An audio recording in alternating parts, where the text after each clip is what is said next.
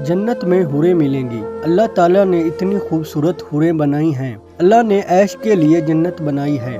वो ऐसी ऐश होगी जो किसी आँख ने ना सुनी और ना देखी होगी। कुरान में अल्लाह ताला फरमाता है कि हमारे नेक बंदे रातों को इनके बिस्तर पहलुओं से जुदा होते हैं और मुसल्ले पर खड़े होकर अल्लाह को पुकारते हैं। अल्लाह ताला फरमाता है कि जहन्नम के खौफ से और जन्नत की लालच से पुकारते हैं। अल्लाह ताला फरमाता है कि इनकी आंखों की ठंडक का ऐसा सामान छुपा रखा है। छुपाने का मतलब ये है कि अगर छुपाया नहीं तो सारी दुनिया उठकर गुनाहों की माफी मांग रही होती। एक मजदूर रात को तहज्जुद के लिए उठा, बाकी सारे कंबलों में सोए रहे, तो रात के आखिरी हिस्से में उठकर अल्लाह से माफी मांग रहा है। सारी दुनिया सो रही है, ऐ अल्लाह मैंने भी इतनी ही मेहनत की जितनी उन्होंने की, मैं भी इतना ही जागा जितना ये जागे, और मैं अकेला हाथ उठाकर माफी की दुआ मांग रहा हूँ।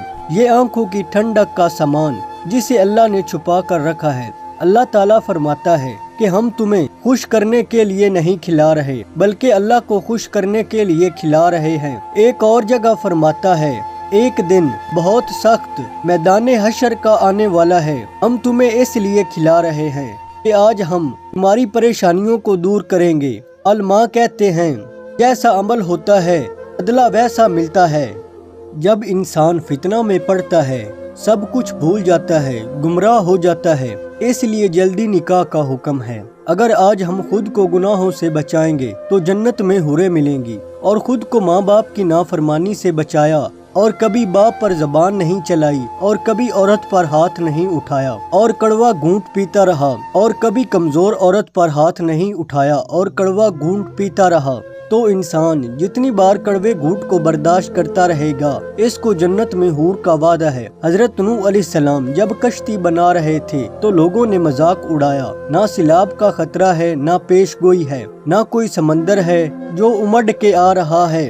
तो हजरत नूह अलैहिस्सलाम ने कहा, तुम उड़ाओ मेरा मजाक, अन करीब हम तुम्हारा मजाक उड़ाएंगे। तो जिसको हूर चाहिए तो इसको चाहिए कि इसका महर अदा करे। तो वो महर ये है कि कभी माँ बाप और बीवी के सामने गुस्सा न करे और खुद को गुनाहों से बचाए।